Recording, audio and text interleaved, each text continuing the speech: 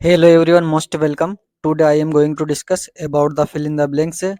5 marks के fill in the blanks class 9th 10th 11th और 12th में पूछे जाते हैं। तो आज हम important fill in the blanks वाले सेंटेंस सॉल्व करने वाले हैं। आज हम फिल इन द ब्लैंक्स में केवल ग्रामर से रिलेटेड क्वेश्चंस हल करेंगे। आपकी ग्रामर के यहाँ पर ऑब्जेक्ट टाइप क्वेश्चन चल रहे हैं। तो यहाँ पर हम 21 से लगाकर 28 तक के क्वेश्चंस देखने वाले हैं। इससे पहले हमने जो ऑब्जेक्ट टाइप क्वेश्चंस आपको कंप्लीट कराए हैं उनको रिवीजन एक बार जरूर कर लेना। अब यहाँ पर देख लीजिए, फर्स्ट क्वेश्चन दिया है, ही is afraid goats. Afraid means क्या होता है? डरना। ही इज अफ्रेड, वह डरता है, गोट्स ईश्वर से। फ्रॉम, ऑफ और टू, यहाँ पर 3 प्रपोजिशन दिए हैं, फ्रॉम, ऑफ और टू। अब देखिए यहाँ पर इस सेंटेंस में एक फिक्स प्रपोजिशन यूज होने वाला है। यहाँ पर जब भी एफ्रेड लिखा हो तो एफ्रेड के साथ हमेशा ऑफ का इस्तेमाल होता है। तो सेंटेंस में हमें एफ्रेड को देखना है। सेंटेंस में अगर एफ्रेड आता है तो ऑफ लगाना है। तो कुछ फिक्स प्रपोजिशन होते हैं जो फिक्स वर्ड के साथ यूज होते हैं। जैसे एंग्री के साथ एट यूज होता है, एंग्री के साथ विद यूज होता है, बिलोंग के साथ टू यूज होता है। तो ऐसे कुछ वर्ड हैं जिनके साथ फिक्स प्रपोजिशन यूज होते हैं। तो कौन से वर्ड के साथ कौन सा फिक्स प्रपोजिशन यूज होता है ये हमें याद रखना पड़ेगा। तो यहाँ पर एफ्रेड के साथ हमेशा ऑफ यूज होता है, इसलिए सही यहाँ पर हो जाएगा, he is afraid of goats. Next sentence दिया हुआ है, I am not going to office, I am ill. यहाँ पर कंजेशन दिए हैं एंड, सो और बिकॉज। 3 कंजेशन दिए हैं। एंड का मतलब होता है और, सो का मतलब होता है इसलिए, और बिकॉज का मतलब होता है क्योंकि। अब जो कंजक्शन होते हैं, कंजक्शन को फिल करने के लिए हमें सेंटेंस का अर्थ देखना पड़ेगा। जब तक हम सेंटेंस का अर्थ नहीं देख पाएंगे तब तक हम कंजक्शन चूज नहीं कर पाएंगे। देखिए यहाँ पर हम अर्थ लगाते हैं, I am not going to office, मैं ऑफिस नहीं जा रहा हूं। आई एम नॉट गोइंग, मैं नहीं जा रहा हूं, टू ऑफिस, ऑफिस, मैं ऑफिस नहीं जा रहा हूं। आई एम इल, मैं इल हूं मतलब मैं बीमार हूं। मैं ऑफिस नहीं जा रहा हूं क्योंकि मैं बीमार हूं। हमारे मुंह से ऑटोमेटिक कंजक्शन यूज हो रहा है, मैं ऑफिस नहीं जा रहा हूं क्योंकि मैं बीमार हूं। तो अर्थ क्या बन रहा है? क्योंकि। तो यहाँ पर होता है बिकॉज का मतलब होता है क्योंकि। तो ये जो कंजक्शन होते हैं ना, 2 वाक्यों के बीच में यूज होते हैं। Conjunction is a word that join 2 words two sentences. 2 वाक्य या 2 शब्दों को जोड़ने वाले जो शब्द होते हैं उनको कंजक्शन बोलते हैं। यहाँ पर 2 वाक्य दिए। पहला वाक्य दिया I am not going to office, और सेकंड सेंटेंस दिया है आई एम इल। तो यहाँ पर 2 वाक्यों को जोड़ रहा है। कौन जोड़ रहा है? कंजक्शन। तो ये कंजक्शन जब हम यूज करेंगे तो हमें अर्थ लगाना पड़ेगा सेंटेंस का। नेक्स्ट सेंटेंस दिया है, you work harder, you will pass. यदि तुम कठोर परिश्रम करते हो तो तुम पास हो जाओगे। यू वर्क हार्ड, तुम कठोर परिश्रम करते हो, यू विल पास, तुम पास हो जाओगे। यहाँ पर देखिए इफ और अनलेस, इफ के स्थान पर अनलेस का प्रयोग कैसे करते हैं। लेकिन यहाँ पर 2 सेंटेंस दिए हैं और दोनों सेंटेंस को कनेक्ट करने के लिए इफ या अनलेस दोनों में से किसी एक का इस्तेमाल करने के लिए कहा है। इसके लिए हमें क्या करना पड़ेगा? सेंटेंस का अर्थ लगाना पड़ेगा। यदि यहाँ पर मैं इफ का यूज करता हूं तो इसका अर्थ यदि होता है, ठीक है। यदि अर्थ फिट बैठेगा एकदम तो यहाँ पर इफ का प्रयोग होगा, और यदि यहाँ पर अर्थ फिट नहीं बैठेगा तो फिर हम अनलेस का प्रयोग करके देखेंगे। इफ यू वर्क हार्ड, यदि तुम कठोर परिश्रम करते हो, यू विल पास, तुम पास हो जाओगे। यदि तुम कठोर परिश्रम करते हो तुम पास हो जाओगे। तो कठोर परिश्रम करने से व्यक्ति पास हो सकता है ना। तो यहाँ पर बिल्कुल सही इफ का इस्तेमाल होगा। यहाँ पर यदि मान लो मैं अनलेस यहाँ पर चूज कर देता हूं, मान लो इफ के स्थान पर मैंने अनलेस यूज कर दिया, यहाँ पर अनलेस लगा दिया, तो यहाँ पर अर्थ हो जाएगा यदि नहीं, यदि नहीं। अब यहाँ पर अर्थ गलत हो रहा है। अनलेस यू वर्क हार्ड, यदि तुम कठोर परिश्रम नहीं करते हो, क्योंकि यहाँ पर नेगेटिव हो गया, सेंटेंस अनलेस लगा दिया। अनलेस यू वर्क हार्ड, यदि तुम कठोर परिश्रम नहीं करते हो, यू विल पास, तुम पास हो जाओगे।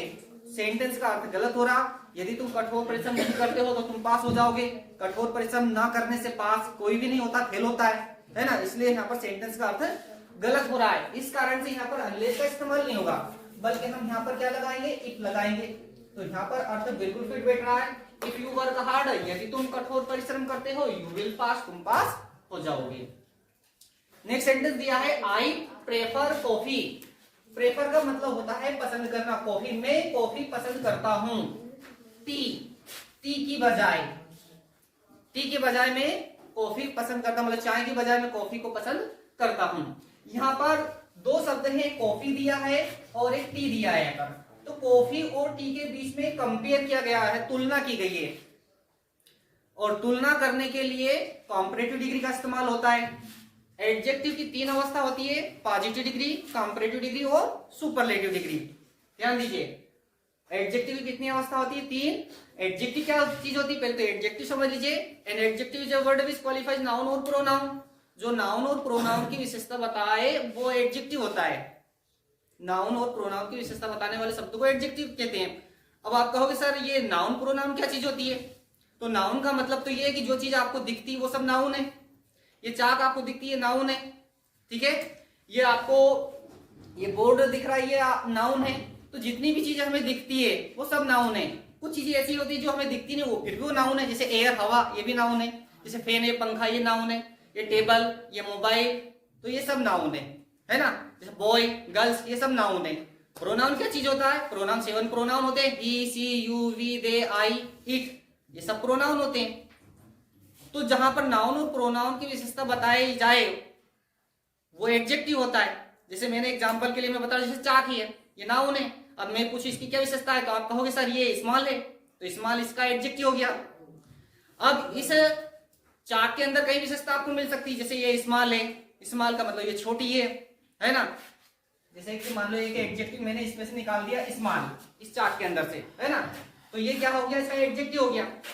जैसे एग्जांपल के लिए ये कैसी है, और ये गोल है, ये वाइट है, ये तोड़ दो तो टूट जाती है, वीक है, मतलब ये तो है ना। इस टाइप से क्या है।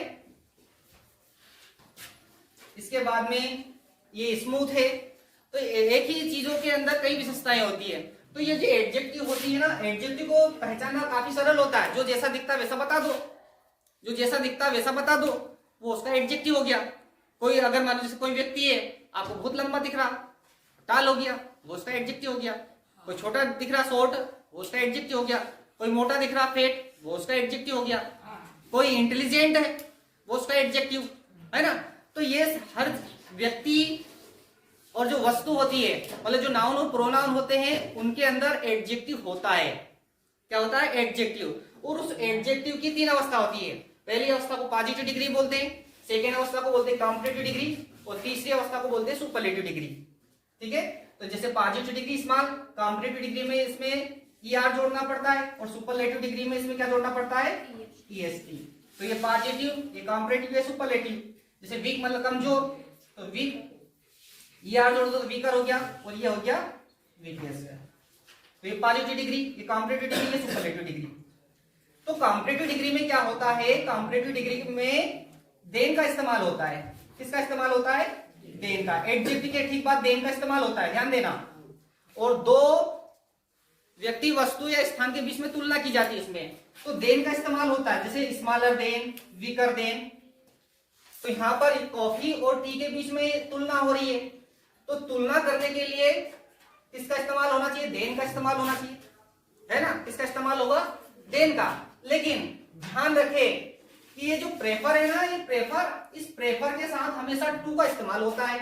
ये एक अपवाद है, ये ध्यान रखना। अपवाद क्या चीज होती है? अपवाद उसको बोलते हैं जो नियम बना दिया, नियम के ऊपर ना चले, वो अपवाद हो गया। जैसे नियम बना दिया कि सभी बच्चे यूनिफॉर्म पहन के आएंगे, सब बच्चे यूनिफॉर्म पहन के आ रहे हैं, और एक बच्चा यूनिफॉर्म पहन के नहीं आ रहा, वो अपवाद हो गया।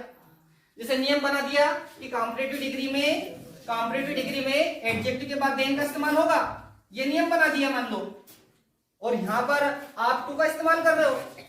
जैसा नियम बना है वैसा कर नहीं रहे हो। क्यों? क्योंकि यहां आपने कहा है कि प्रेफर के साथ हमेशा भैया टू लगाना है। प्रेफर के साथ क्या लगाओगे? टू लगाओगे। तो ये अपवाद हो गया। तो आपको ध्यान रखना है, जब भी सेंटेंस में प्रेफर आए तो प्रेफर के साथ देन का इस्तेमाल बिल्कुल नहीं करना है, आपको टू का इस्तेमाल करना है।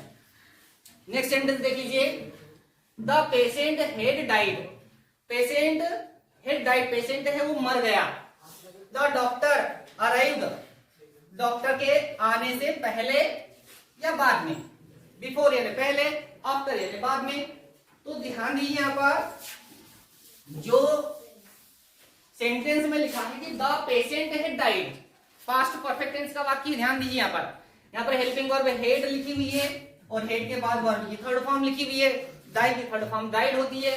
The patient had died, patient मर गया। द डॉक्टर अराइव, डॉक्टर के आने से पहले या बाद में, पहले या बाद में, है ना। तो पेशेंट मर गया डॉक्टर के आने से पहले, बाद में भी तो मर सकता है, डॉक्टर आ जाता है उसके बाद भी तो मर सकता है, लेकिन यहाँ पर क्या यूज होगा, बिफोर यूज होगा। तो भैया यहाँ पर ये ध्यान दीजिए कि जो पेशेंट है ये मरा तो डॉक्टर के आने से पहले ही क्यों मरा, बाद में भी तो मर सकता है ना, पहले बाद में कभी मर सकता है, लेकिन हम यहाँ पर बिफोर ही क्यों यूज कर रहे हैं, इसका एक रीजन है, ध्यान देना।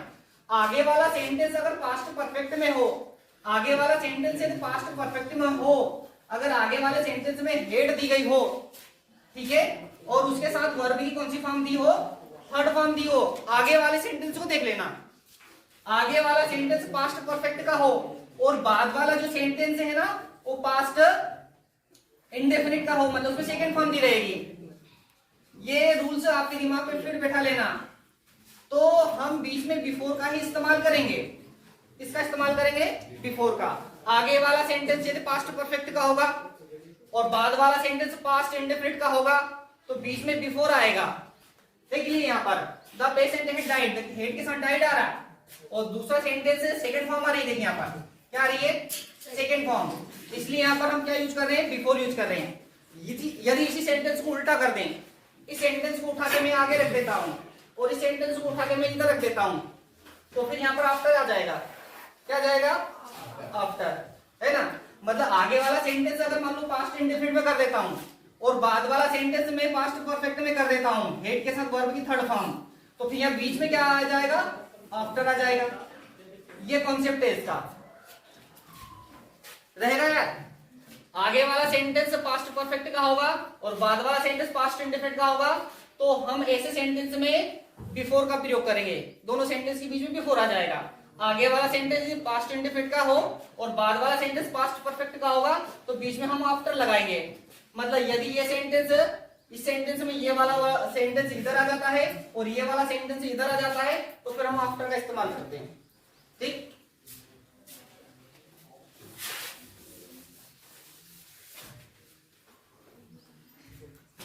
Bhopal is larger Gwalior, Bhopal larger मतलब बड़ा है, किससे बड़ा है, ग्वालियर से।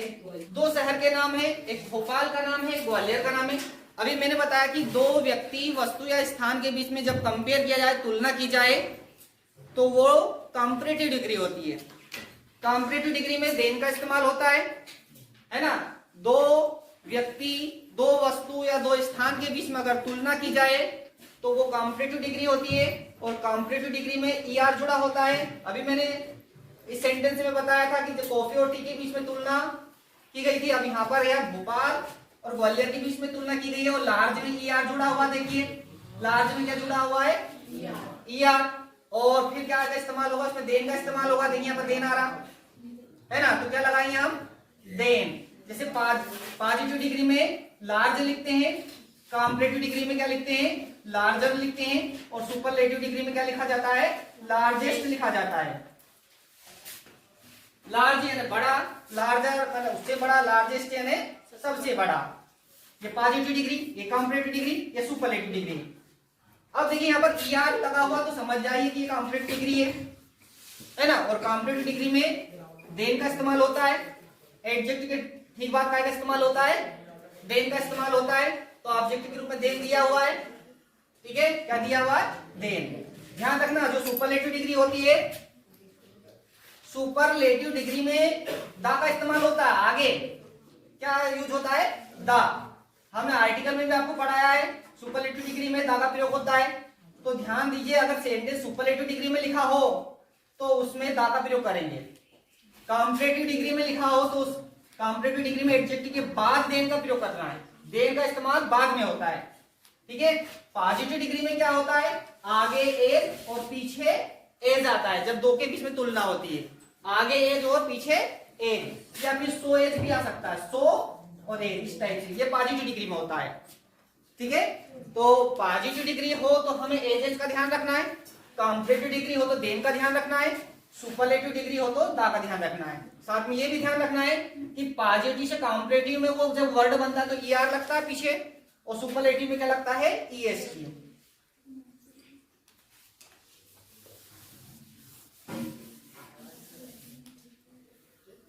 तो यहां पर ईआर लिखा हुआ था, कॉम्परेटिव डिग्री के रूप में लिखा हुआ था, इसलिए हमने यहां पर देन का इस्तेमाल किया, तो यहां पर आ जाएगा देन। नेक्स्ट सेंटेंस दिया है, we were making kites when father arrived. We were making kites, we were making हम बना रहे थे, काइट्स पतंग, हम पतंग बना रहे थे, व्हेन तभी, फादर पिताजी आते हैं या आए। ये फर्स्ट फॉर्म, ये सेकंड फॉर्म, ये क्या है फर्स्ट फॉर्म, ये है सेकंड फॉर्म। कौन सी फॉर्म भरे, हमने आपको बताया था कि जब दो वाक्य दिए जाएं तो आगे वाले वाक्य के ऊपर दूसरा वाक्य डिपेंड करता है।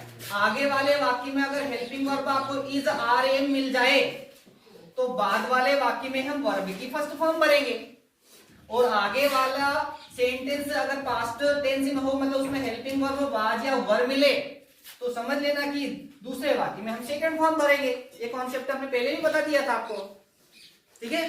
देख लेते, वर लिखा हुआ है यहाँ पर, क्या लिखा है, वर लिखा हुआ है।